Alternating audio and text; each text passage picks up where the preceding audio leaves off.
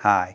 I've been asked to speak about the collapse of the recent Doha round of negotiations that have been taking place at the WTO's headquarters in Geneva, and about the implications for the global trading system. Now, the Doha round of negotiations started in Doha, Qatar in 2001, and that's how they got their name.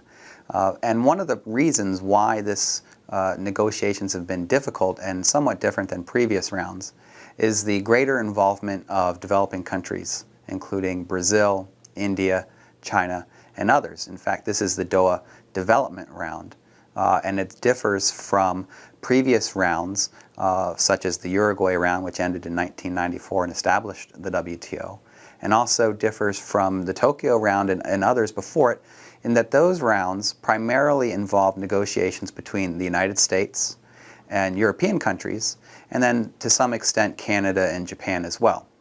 And in the Doha round, the negotiations have been expanded to include all developing countries in order to find a way to promote trade amongst more countries around the world, and to specifically promote development amongst developing countries and the least developed countries. And when you have more parties at the table, negotiations get more complicated, and that's definitely what's happened in this case.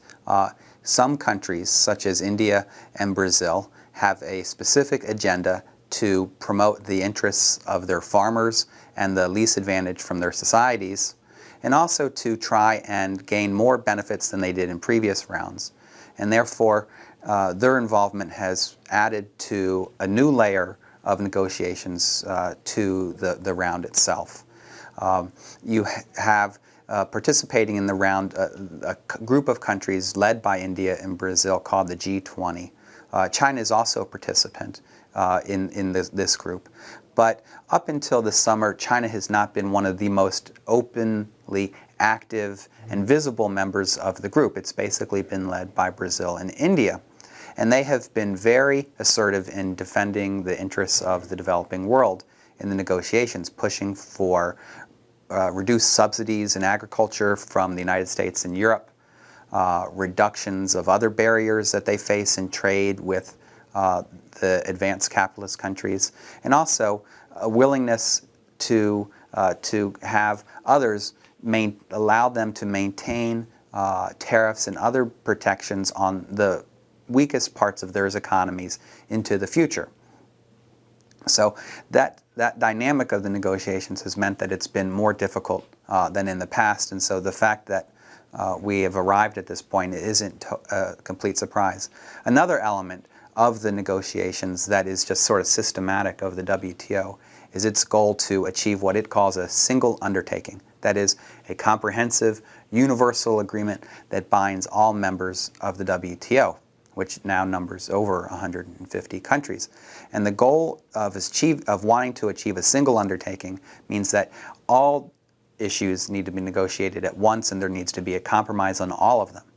And this just seemed to be too much for the WTO to be able to handle, having a development round which included all countries on the table, which specifically was directed at promoting the interests of the developing world, and putting that in the context of a single undertaking. And so therefore, these sort of structural factors made things extremely difficult.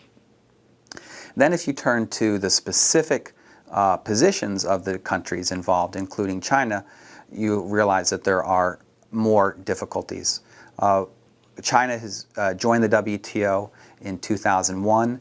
In order to join the WTO, it made a tremendous amount of concessions to join, reducing tariff and non-tariff barriers, opening access immediately upon joining, and then phased in over the next few years. And China's basically moved through the period of the last 5 years of making all of its markets relatively open and completing the requirements of its accession. In that context of having made a lot of concessions to join the WTO in 2001, and at the same time gaining a lot of benefits from having joined, China was not in the best position to make a lot of new concessions that the round has been seeking.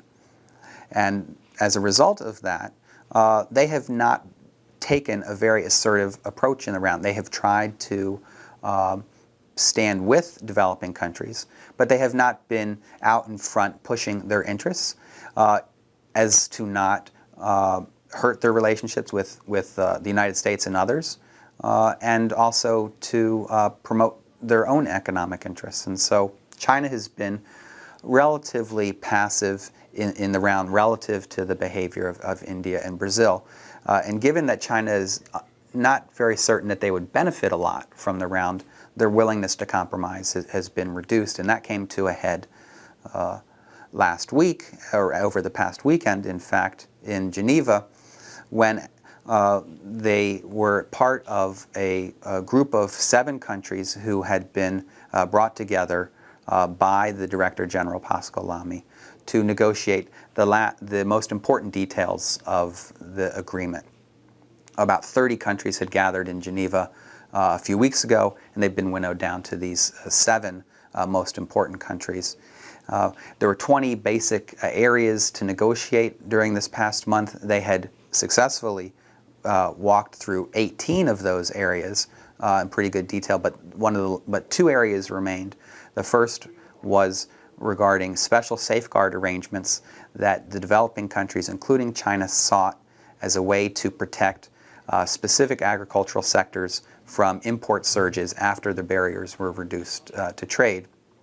And the Chinese stood with the Indians in supporting having a very low threshold in which safeguard measures could be implemented if there was a surge in imports of more than 10%. The United States had suggested that level be set at 40% increase in imports before any type of safeguard measure could be implemented, and that gap between 10 and 40% could never be met.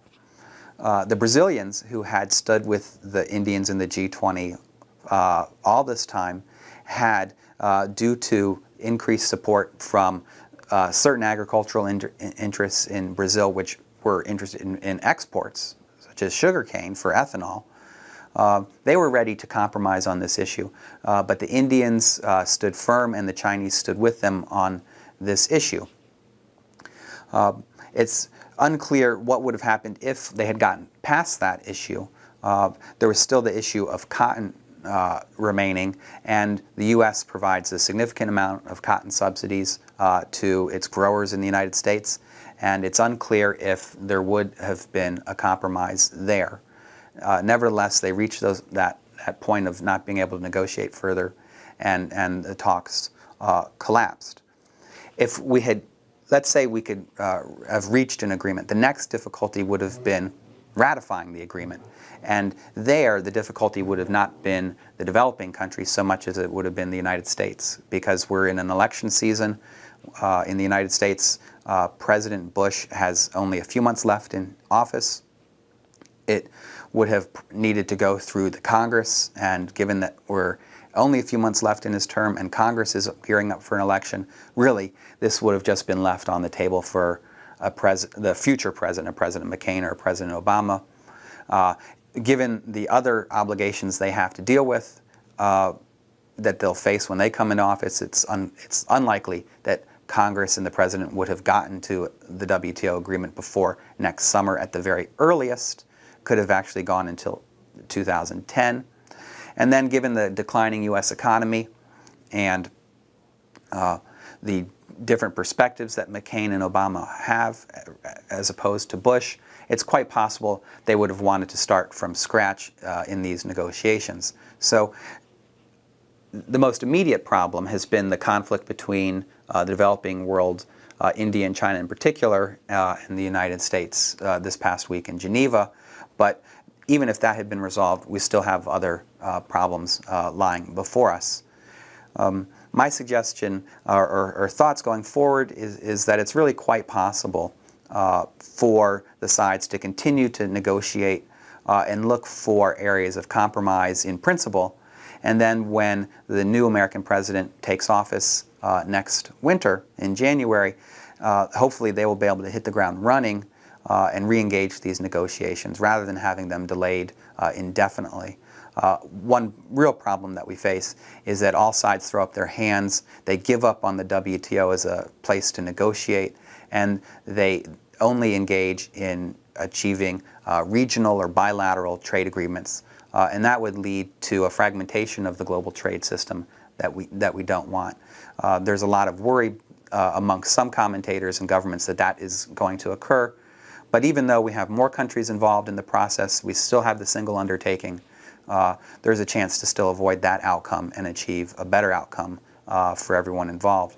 The consequences in terms of trade dollars and in terms of development for much of the world rests on a successful conclusion of the round, which I feel will likely occur sometime in the next 2 years.